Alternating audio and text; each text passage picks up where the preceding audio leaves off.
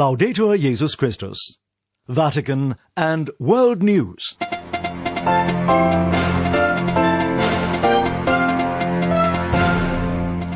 In the headlines this Tuesday, April 13th, Pope Francis sends message on the 50th anniversary of the proclamation of St. Teresa of Avila as a doctor of the Church. Church leaders appeal for an end to the violent clashes in Northern Ireland, and violence in Myanmar continues with security forces raiding churches and other places of worship in search of protesters. In the Vatican, I'm Father Benedict Mayaki. Pope Francis marks the 50th anniversary of the proclamation of St. Teresa of Avila as a doctor of the Church. In a message to the Archbishop of Avila, the Pope stressed the saint's importance even today, especially in highlighting the role of women in the Church and in society. Francesca Merlo has that story. Opening his message, Pope Francis noted that St. Teresa was the first woman to become a doctor of the Church. He said the title was a recognition of the precious teaching that God has transmitted to us through her writings and the testimony of her life. 50 years ago, on the 27th of September 1970, Pope St. Paul VI conferred the title of Doctor of the Church on St. Teresa of Avila. The Catholic University of Avila, which is dedicated to the Spanish mystic, is celebrating this historic anniversary with an international congress entitled Exceptional Woman, as Pope Paul VI described her himself. It runs until the 15th of April. St. Teresa was born in 1515 and died in 1582. Pope Francis wrote in his message that even now, nearly half a millennium since her death, the flame that Jesus lit in Teresa continues to shine in this world, always in need of courageous witnesses, capable of breaking down any wall, whether physical, existential or cultural. He also cited her intelligence and tenacity, which she joined to a sensitivity to beauty and a spiritual motherhood toward all those who approached her work. The Pope added that she was an example of the extraordinary role that women have played throughout history in the Church and in society. St. Teresa of Avila still speaks to us today thanks to her writings.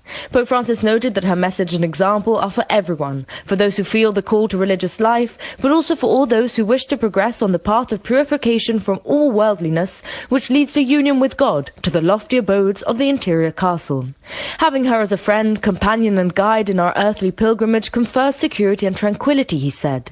The Pope concluded his message by recalling Teresa's great devotion to Saint Joseph and by encouraging all the faithful to continue to look deeper into her message and teachings. I'm Francesca Merlo. Christian leaders across Ireland launched an appeal today to politicians in the UK and the EU to preserve the Good Friday Agreement. This call comes in response to several days of violent protests on the streets of Northern Ireland. Devin Watkins has more. Irish Christian churches joined their voices on Tuesday to call on politicians in Belfast, Dublin and London to make a coordinated commitment to protect the Good Friday Agreement as well as the peace and stability of Northern Ireland.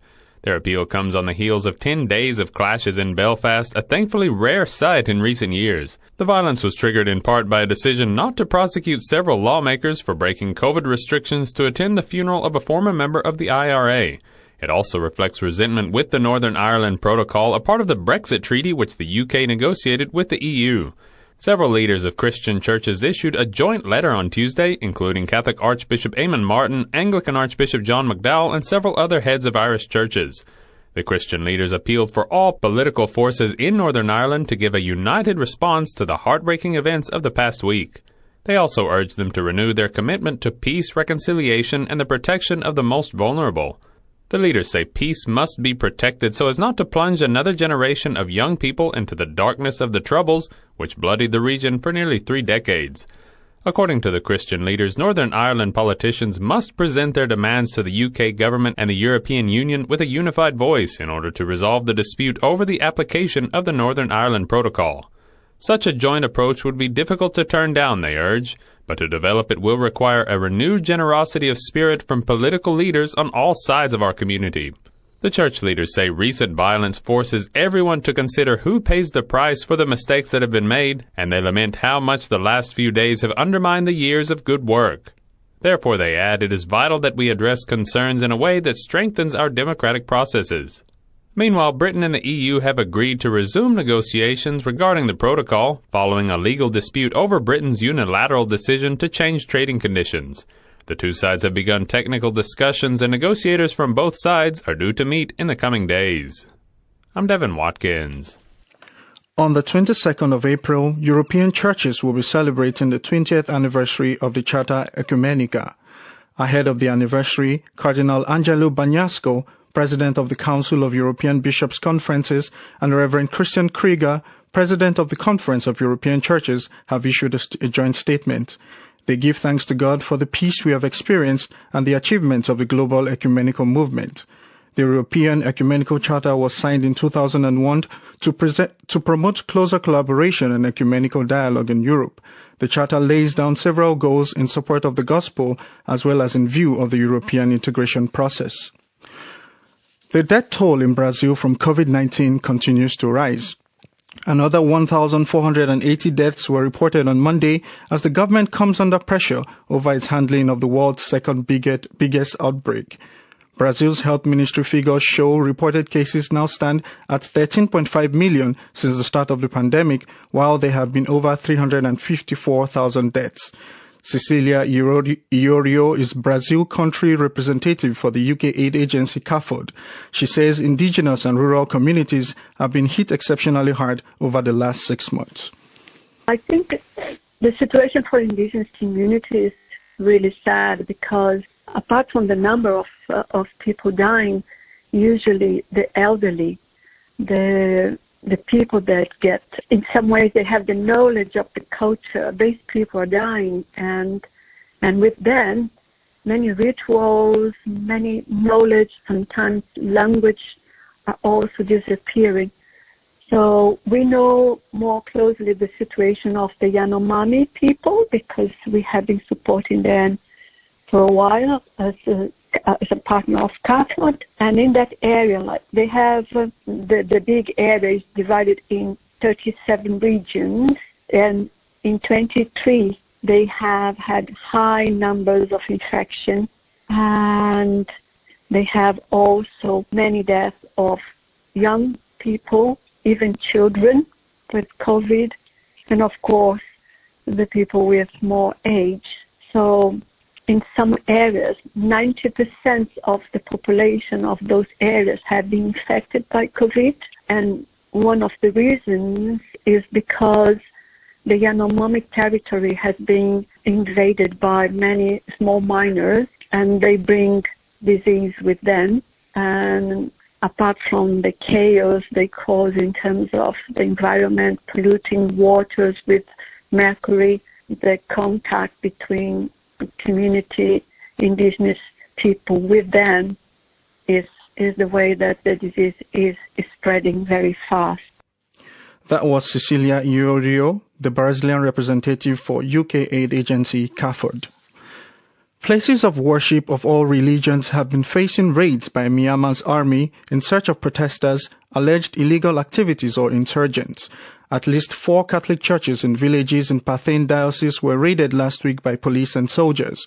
The measures have deeply hurt the sentiments of the people in the largely Buddhist nation. Robin Gomes has that story. Armed security forces searched inside one Catholic church and the cemetery in Pathein Diocese, according to church sources. The latest targeting of Catholic churches follows military raids on other churches over the Easter weekend in Kachin State, a Christian stronghold. A source of the Vatican's Fides news agency said the military recently raided Baptist, Christian, Catholic and Anglican churches in the city of Monyin in Kachin State.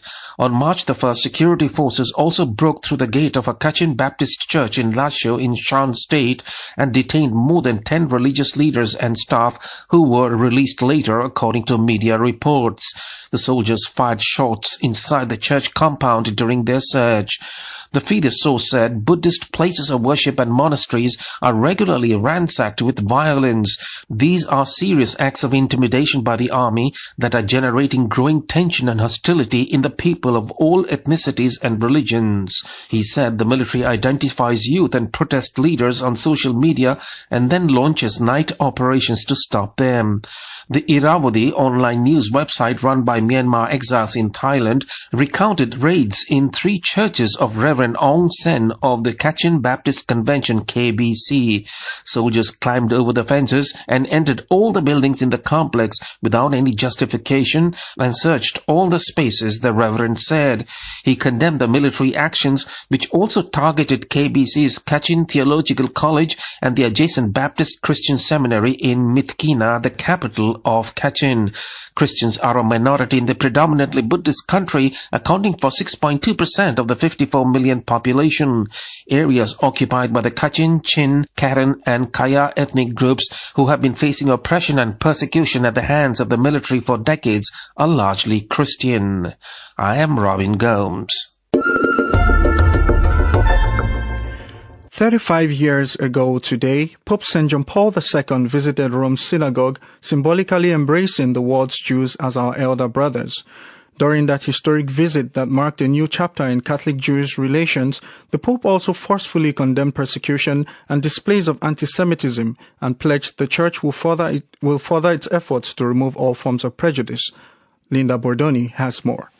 The 13th of April 1986 is etched in history as the day of the first ever recorded papal visit to a synagogue. It was a rainy spring afternoon when Pope St. John Paul II crossed the River Tiber to pay his respects to the community of Rome's imposing Victorian synagogue, believed to be home to the oldest Jewish community in the West. Thousands of Romans gathered to cheer, and the international press was present in force to capture the moment, which was widely seen as a gesture destined to go down in history. The heart opens itself, Rabbi Elio Toaf declared, and the 2 leaders embraced and entered the synagogue together to the ovation of the 1,000-strong congregation. In a service that emphasized the equal dignity of the 2 faiths, the 2 men sat on identical gilt and brocade thrones and took turns reading from the Book of Psalms. The Pope even read one in Hebrew. He quoted extensively from the Declaration Nostra Aetate, proclaimed by Pope Paul VI in 1965, dedicated to the relation of the Church to non-Christian religions, and that rejects a long-standing belief that held Jews responsible for Christ's death. The Jewish religion is not extrinsic to us, but in a certain way is intrinsic to our own religion, he said. With Judaism, therefore, he continued, we have a relationship which we do not have with any other religion. You are our dearly beloved brothers, and in a certain way it could be said that you are our elder brothers. And yes, once again through myself, St. John Paul II said, the Church deplores the hatred, persecutions and displays of anti-Semitism directed against the Jews, any time and by anyone.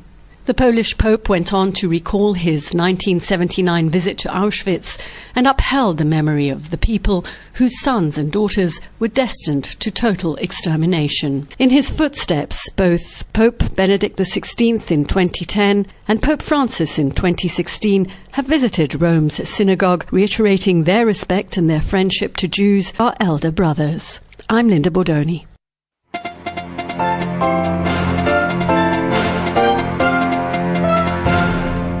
That brings us to the end of this edition of Vatican and World News. For more on these and other stories, we invite you to visit our web portal at www.vaticannews.va, and you can also follow us on Facebook and on Twitter. My thanks go to our producers and our technicians in studio. In the Vatican, I'm Father Benedict Mayaki.